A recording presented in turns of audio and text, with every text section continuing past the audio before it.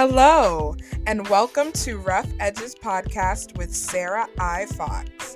In this podcast, I will guide you through my faith and mental health journey to dispel the stigma surrounding mental illness and to create an empowering resource for those who wish to discover more about these topics.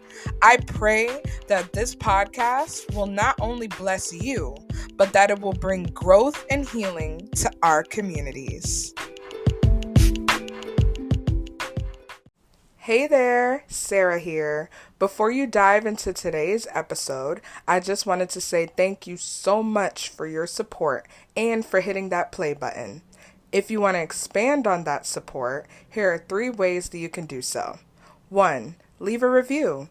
If anything in today's episode resonated with you, or you want to share how the podcast changed your life, you can do so by leaving a review on Apple Podcasts or Podchaser. 2. Check out our shop. The Rough Edges shop is a faith-based, women of color-owned online shop where you can get a variety of products from tote bags, journals, t-shirts, crew necks, and more. 20% of the proceeds go to a mental health organization. So check it out at roughedgespodcast.com/shop. 3. Connect on social media. Rough Edges is on a variety of social media platforms, including Instagram, Facebook, TikTok, and more. If you want to connect outside of listening to the podcast episodes, you can do so on those platforms. If you have any more questions or want more information on the ways that I've just discussed, you can check out the episode description or stay to the end for more information. Now, enjoy your episode. Hello, everyone, and welcome back to another episode of Rough Edges. Today, I am joined by a very special guest. Her name is Loyns. Ali is a Canadian poet, musician, and borderline personality disorder advocate who has called Winnipeg, Manitoba home since birth. Through raw and real poetic storytelling, she has a vision to embolden the healing journeys of people with borderline personality disorder everywhere by sharing her lived experience. To Ali, nothing holds more power than the solidarity of like-minded souls with one mutual goal, overcoming hardship via self-compassion. In addition to her debut poetry collection, A Generation of Sunflowers, and her second book, Bloom, Ali has been published in Dipity Literary Magazine's first edition, Human Typewriters from Around the World. She has sold copies of her work internationally and can be found in local bookstores in Winnipeg. When Ali isn't writing, you can find her building with Legos, spending time with her cat, or avidly researching various topics. She intends to break the stigma surrounding borderline personality disorder, one copy of A Generation of Sunflowers and Bloom at a time. Welcome, Ali. Hi, Sarah. Thanks for having me. I'm very excited to be here. Yes, I am super excited to have you on the podcast. And before we dive into, just who you are and your book and everything, I want to know, what are 3 things that you can't live without and why? 3 things I can't live without: music. 1, because it's a source of healing for me. It's an outlet. It's alter ego Ali. It's sad Ali, happy Ali, euphoric Ali in one. So music, definitely 1. 2, a cat. Be it, one of my animals I lived with when I was a child to the kitty I have now. Cats are so grounding for me. I call Rosie, my little white kitty with green eyes, my little princess. She is my therapy cat. So kitties. And 3, something I can't live without, compassion. Mm-hmm. I was trying to think of something kind of abstract that wasn't tangible or physical. So compassion. And why would I not want to live without that? Because it would be a pretty rigid and rude world without compassion. COVID has turned a lot of people sour and ignorant and rude. And the compassion just doesn't seem to be there much anymore. But there's people like you and I and every other guest you've had on this show that is pushing for compassion for every type of person on this earth. Yes. Oh my gosh, that was so lovely. And I resonate with like every last one of those. Like Yay! especially like the music, the cats, obviously. Shout out to Mhm. Felix, my baby boy. And just what you said about compassion. That is very true. It would be a very like cruel and just terrible world if we didn't Yeah, have compassion. yeah, So, I agree. It's important. yeah. Yes, I agree with that. And so, can you tell me a little bit more about your mental health journey?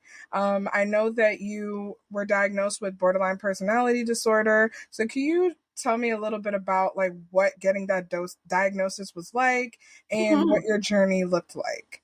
Yeah, definitely. So, oh, well, I started the medication journey and the therapy journey quite young. I started the medication journey at 15, and I started therapy and psychotherapy when I was honestly 4 or 5. It continued throughout my adolescence and my teenage years. So that really helped. But going through my teenage years, I just felt like there was something more there. It was more than just the standard anxiety or the standard depression. Or for me, what I was going through was being bullied. It was more than just the sadness from being bullied and being left out.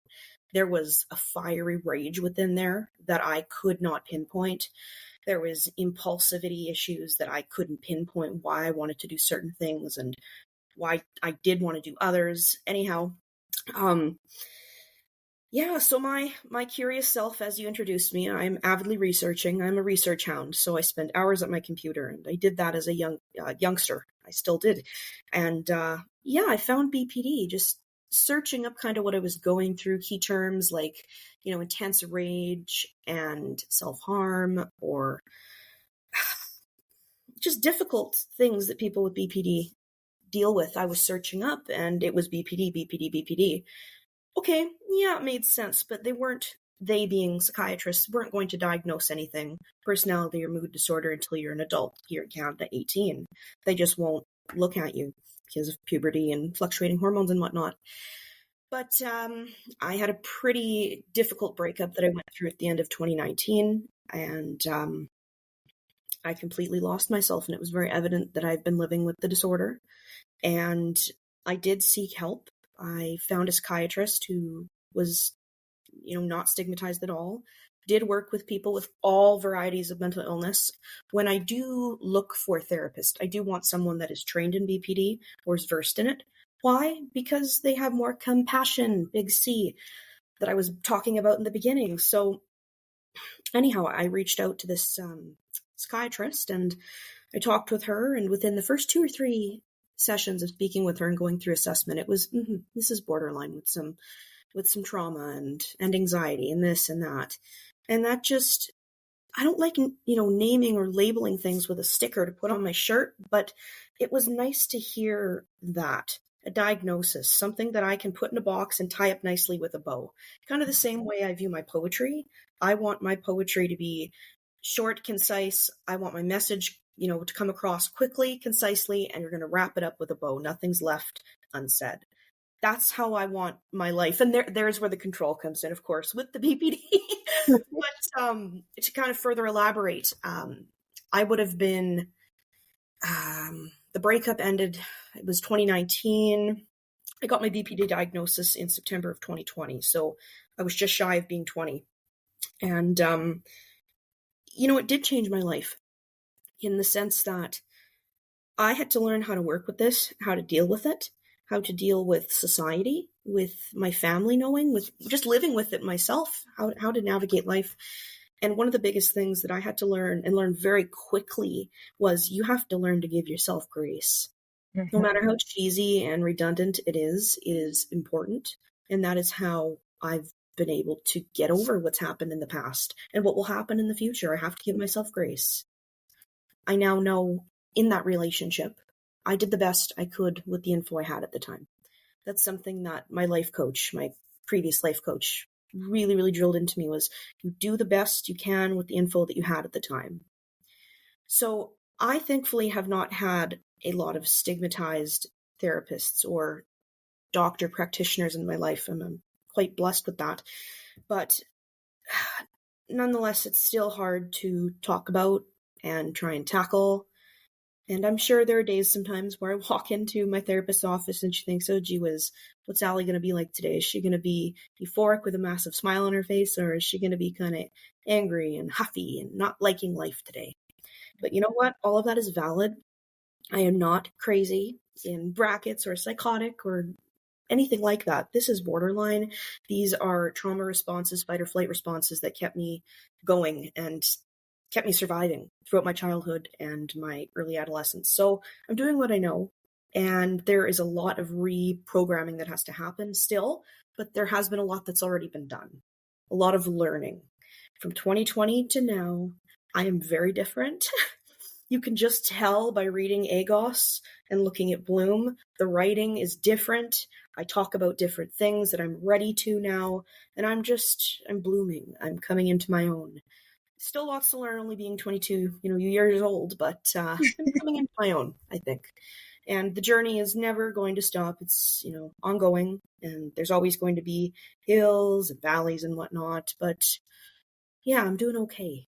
And that feels really great to say, and a little bit unnerving to say that I'm doing okay. Feels a little weird, but it's great, and I deserve that. That was amazing, actually. You said so many just gems. Like, oh, good. Okay.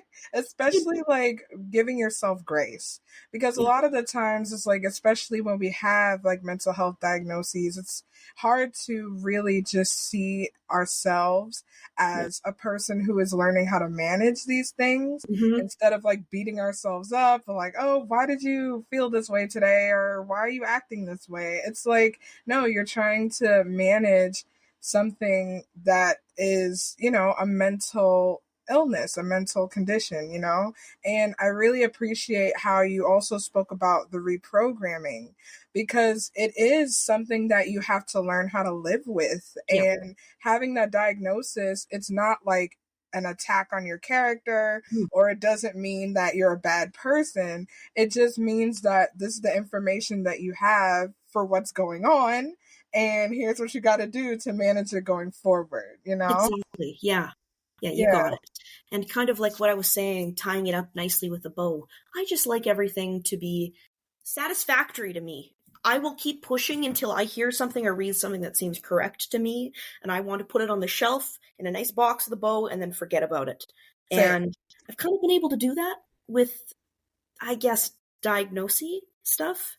I've got this diagnosis, and we're cool now. We're good. We're just going to set this here, and now we're going to work on it. We're not going to dwell. We're not going to say you're crazy. We're just going to work on this, and you're going to do it. You're going to just do it, like Nike says. Sponsored by Nike. I definitely agree with that. And I also admire how you were able to take those moments, because I'm pretty sure that they were like difficult times that you went through, especially initially on your healing journey. And I just admire how you were just able to become like a mental health advocate, especially for people with BPD. So I wanted to ask, like, what made you want to become a mental health advocate? And are there any aspects of it that you enjoy? Of course. Well, I've always been one with a big voice, metaphorically, but also figuratively. And I know how to use it. And I believe there are a lot of people that have not found their voice, metaphorically and physically and literally. And I want to be there to give those people that voice. As I actually write about in Bloom, there's a piece called, I think it's Dear Future Me, and I talk about you are a voice for the mute. And that's how I feel. I advocate not in just the area of mental illness and mental health, but also for the elderly, for dementia, for just geriatric care generally. I don't like seeing people vulnerable, and I just want to scoop them up and take them under my arm and help. So I guess to answer the question, I was sick and tired of not seeing anybody do anything. And I am one, if you say I'm something, I'm going to be something completely different. So the crazy, irrational, cheater, dysfunctional stereotype that I may have had, no, I'm going to prove you wrong. Completely. I am not any of those things. I'm an artist. I'm a creator. I'm an author. I'm an advocate. I'm a warrior. Yes. And the list goes on, not to toot my own horn. Yes. You know, I'm still kind of stepping into the advocate role, at least as far as doing it physically. It's one thing to do it online and have your presence, and I do feel I have an okay, strong presence, but in doing it in person, it's difficult in a sense. And I'm trying to work out how I do that. Do I speak to members of parliament? Do I contact the newspaper? Do I talk to just the constituent in my area for, you know, the person representing my area where I live for political stuff? What do I do? Because it's one thing to say something, but you also need to walk the walk. Talking the talk, but I need to walk the walk. So I'm actively trying to figure out how can I do this within my province and my city. And I did come up with an idea. You know, I am only 22 and resources and funds are scarce, but I do hope before I leave this earth in 60, 70 years from now, I don't want to be there much longer than that, but you know, once I leave in 60 or 70 years from now, I really, really hope to have made a borderline personality disorder society of Manitoba. I think it's very important. There really is no resources for people with BPD here in Winnipeg, where I am. Or if there is, the wait lists are, 2.5, 3 years. It's not great. So I kind of write my poetry to help people along until they can get the help they need and to supplement them while they're getting the help they need. But yeah, where was I going with that? I was just on a tangent. No, you're inspiring. I'm just like... taking a tangent, yeah. So I'm just trying to find my footing, I guess, with advocating physically. But I know I'm trying to solidify my why without letting imposter syndrome creep in, because that's been a very relevant thing lately. Yeah, most definitely. And I really appreciate your tenacity for wanting to just speak out about these issues. And it's like you said, you were just tired of not seeing anybody do anything about it. Yep. And it was an epidemic, and it's kind of like be the change that you want to see in the world, right? So, Yes. yeah, I appreciate that so much. And I'm rooting for you, girl. You're going to do Well, yeah, great things. I know people like us are kind of just scattered around the world, but in time, there'll be many of us scattered around the world, and the world will change.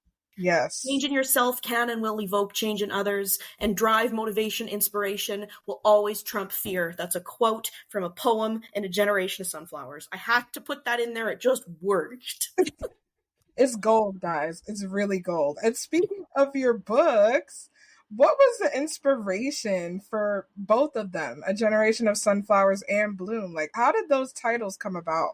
So, A Generation of Sunflowers was written during my breakup and directly after. It was a way of me trying to process what had happened, also just allowing myself the grace to live within what's happened to me and come to, grasp with, okay, this is BPD we've been dealing with.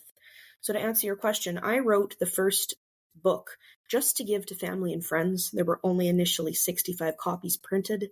Agos is a shorter volume, and it was meant to just start the conversation. I didn't know what I wanted to do with my writing talent or just my advocate voice at the time. I just knew that I wanted to share this. This comes from a very deep, genuine, raw part of me that I can just express really, really well through writing. So I just figured this would be a good way to show everyone what I live with, and that I am not the stereotypes of these disorders, or I am not a manifestation of trauma. I am my own person, and I'm talented. And I can paint a picture with words like no one's business, in my opinion. No, So I agree. so I guess that was kind of the inspiration for the first one. It was never supposed to go into hands of people that I didn't know at all, but the response was so great. I had people message me saying I validated them starting therapy, and it felt like I was reading their diary and I was writing a love letter to them, and that just made my heart very sad, because those people have been where I have been. Those shoes are very heavy and muddy and not great to be in, but also very joyful that my words touched them, because Rupi Kaur's words touched me, and that was my writer inspiration. That's who really sparked it, that you can be raw and vulnerable and still be loved and appreciated and uplifted for being so, or being such. So that was kind of the inspiration and the works behind Agos. But Bloom, I stepped into my own, just as the, preface reads of my book here. I have left too much unsaid, water untrod, soil barren. that means there was too much I did not say in the first one. So I dove deeper, and I still have a lot more to say. So, we're getting there, but Bloom was written for the BPD community, for the mental health community.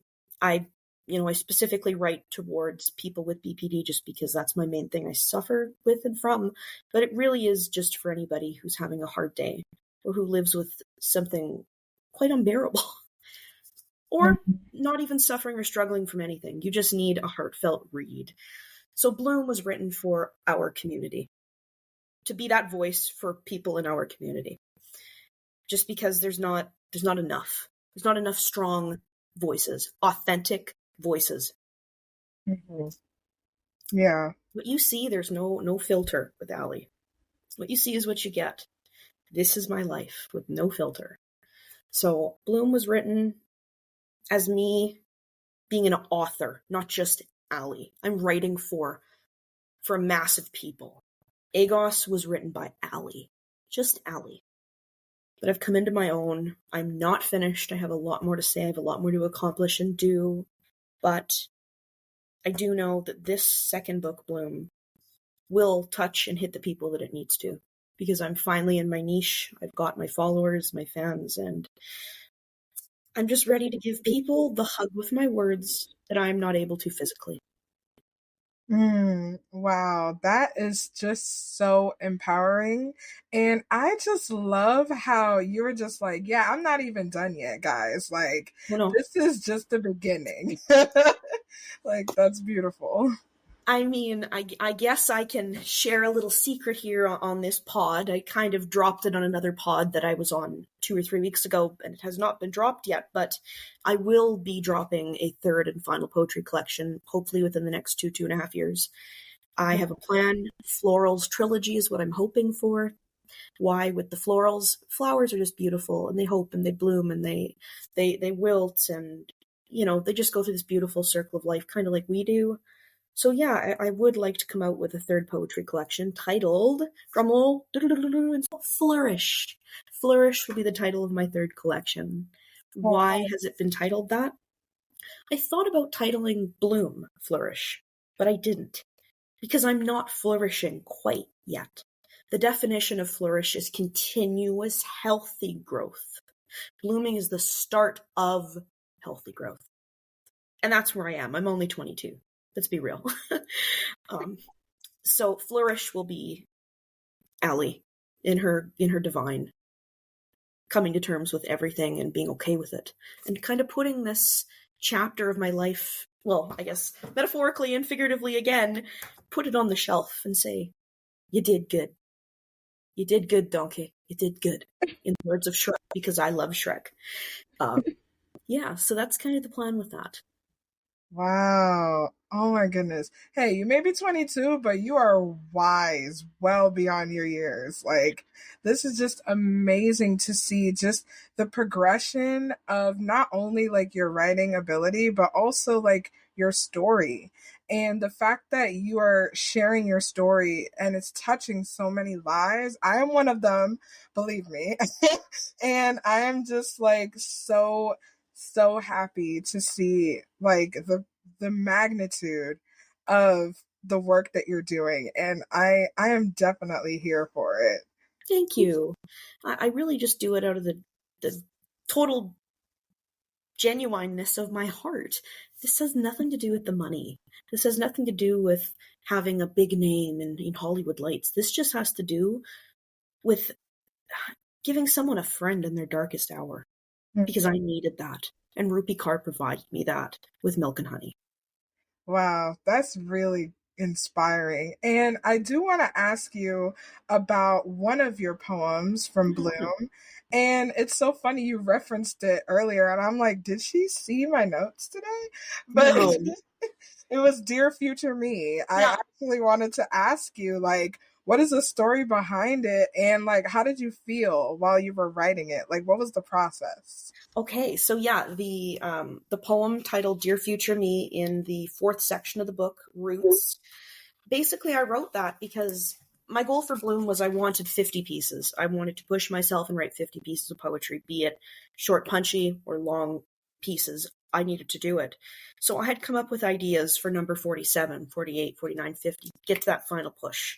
The impulse in me saying, do it, girl, just publish it. You've got 42, who cares that it's not 50, just do it. No, I stuck to my plan, and I followed the prompts for those last couple pieces.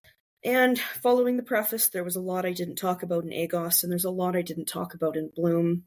One of the pieces that I wanted to tackle was writing to little Allie, inner Allie, and I can't, and I'm not ready to do that yet because I don't know her. I haven't found her. Seen her in glimpses, but not fully. So this kind of morphed into a letter to future Allie instead of younger Allie. And I hope in Flourish, not I hope, I will in Flourish write that letter to little me, the little girl who didn't grow up having a cookie cutter mom, but had a nana. The girl who was bullied, had, apple-shaped body, not pear or hourglass, I'll get there. But for now, it's to future me. So there's kind of some background on that. This piece kind of just flew out of me. I was picturing myself reading this piece in 5 or 6 years from now and just looking back. Like, I'll read this in 5 or 6 years from now and say, yeah, girl, you did that. You did repave the road that you traveled on. And that was the best damn decision you've ever made. Don't you ever second guess that. You are a phoenix risen from the ashes. You are an artist. So that's kind of how that piece was made. Something that my editor did with me was she read this and she says, you know what? The way you've structured it kind of makes it seem like you're talking about gambling, like life's a gamble, and it kind of gives that casino type feel. At first, when I wrote this, I was thinking of it more like tarot cards. Mm-hmm. She saw it more in a casino or gambling type sense. So she's like, let's reword this. So it's kind of like you're talking about a gamble. You're taking a gamble and you took the right one. The world is your casino. You made it your casino. Would you like me to read it? I do not. Yes, of course. Yes, go ahead. Hey, thank you for giving me the space to do so. I will read Dear Future Me from Bloom. Here we go.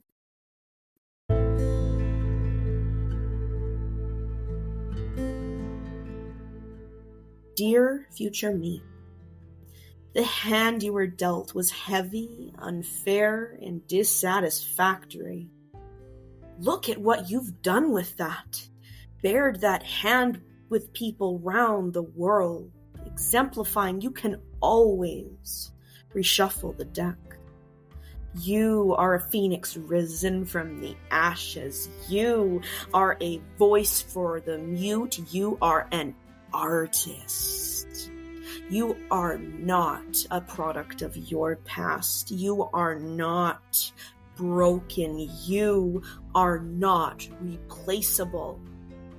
Repaving the road on which you've traveled was the best decision you've ever made. You reshuffled the deck and made this world your casino. So beautiful. Thank you. Thank you for doing that. Because, I'm not going to lie. When I first read that, I was tearing up because I was like, I know you wrote it for yourself, but it just touched me in such a way where I was like, oh my gosh, this resonates so deeply with me as well. Yeah. That really pleases me because you have, and again, I haven't known you for a very long time, but you're pushing and you're working towards your recovery and feeling good every day, and that counts. And you should, just a kind of quick writing exercise, you should write a letter to future you as well. Yeah, I should. Honestly. Yeah. It's really empowering to write that. I was like, damn, you really have come a long way. Yeah, that's true. That's very true. I'll take you up on that. I'm going to. You might have to share with me what you wrote to future you, but do it. It's definitely a cool exercise. Yes, of course. And anyone listening right now, you should do it too. I challenge you to do the same. It makes you reflect on your good and your bad and where you are now and what you want to do with it and what you have done with it. Yeah, absolutely. Well, I just want to thank you so much again for sharing that. And I kind of also want to ask you, If you could change just one or maybe two things about the way BPD is currently represented in society, like what would you change about that? We are treatable. We Yes. are treatable. We are people that want to put in the work. We are people that want to change generational trauma. And I'll bring an example into this quickly. Therapy session with my therapist 2 or 3 weeks ago. And she was asking me questions like this. And she had said, what is your biggest goal going through this? And I said, I am going to try very hard to break the cycle of what's happened. I will not let another child live the life I've lived. I want to be the best person, mother, parent I can be. So my therapist says to me, you are the first person with borderline that I have treated that is actively working towards cutting those ties and changing the generational cycle. Wow. And my mouth dropped. Wow. So and I walked out of there and I said, I guess I am different. Pardon me, but hell yeah, I'm different. This is great. And I feel really great about that. There's not a lot of people like me out here. And moments like that feel really great. Yeah. So I think that would be my biggest thing, is we are treatable. We do want to change. We really want to change. At least I do. Yeah. No, I agree. And it's just like, it dismantles the stigma when you say it is treatable, because it is. Yeah. It's not like a dead end where it's like, oh no, I have this thing now, like I'm defective for life. Like, one, you're not defective. Yeah. And two, you can manage it. You can learn to live with it to a point where you're like, hey, I know that I have this, but it's not a stumbling block in my life anymore, you know? Exactly. You, instead of looking at it like the villain or your arch nemesis, I guess, you can think about it as your superpower. Mm-hmm. That's another thing my life coach did teach me before we stopped having sessions. She says, you have to think about it as a superpower, because you're so much more emotionally charged and driven than most. You are creative, meaning you jump from idea to idea, and usually they're all executed very well. And just think of all those things that you think are weird. They are not weird.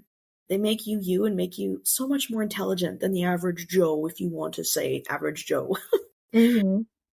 Yeah. No, I definitely agree with you on all of that. So, Ali, I want to thank you so much once again for joining me on the podcast. But before we go, I have one final question for you. Mm-hmm. So, if you had any advice or words of encouragement, what would you say to someone who is struggling to manage BPD? Here comes the cheesy slogan: one day at a time. Sunflower emoji. One day at a time. It's cheesy, it's stupid, it's oversaid. I don't care. That's how I live. Being a caregiver, we didn't touch on that, but me being a caregiver, it is one day at a time, because things are so different. And with BPD, same thing. Things can change literally at the snap of your fingers. So for me, it's one day at a time. And one last one, stronger together. We are stronger together, 100,000%. Yeah. And I actually write a piece about that titled Stronger Together in Bloom, talking about this. So it's very important to know that we're stronger in numbers, and the more people that speak out and are okay and just owning, I guess, the diagnosis and owning themselves, stronger in numbers. Yes, that was so good. Thank you so much for sharing that. And where can people find you, Ali? Yeah, so I'm on Instagram at Ali Author. And if you were looking to buy my work and you are not in Canada, specifically Winnipeg, if you're in the States, you're in Australia, UK, wherever, you can purchase on Etsy at Jen of Sunflowers. That is my store. Top shop in Canada for gifts. Check me out if you'd like, and hopefully my words can give you the hug that I physically cannot, because I'm not there with you. Oh, thank you so much, Ali. And yes, I will link all of the links that you have and like where people can find you and your books. I'll have that all in the show notes. So thank you so much. Thank you for having me, girl. Take care and have a great night. Yes, you too. And everyone, stay tuned for more empowering episodes on Rough Edges. Thank you for listening to another episode of Rough Edges Podcast with Sarah I. Fox. If you want more exciting updates on the podcast, follow on Instagram at rough.edges.podcast. You can also visit the official podcast website at www.roughedgespodcast.com. Thanks again for listening and have a wonderful day.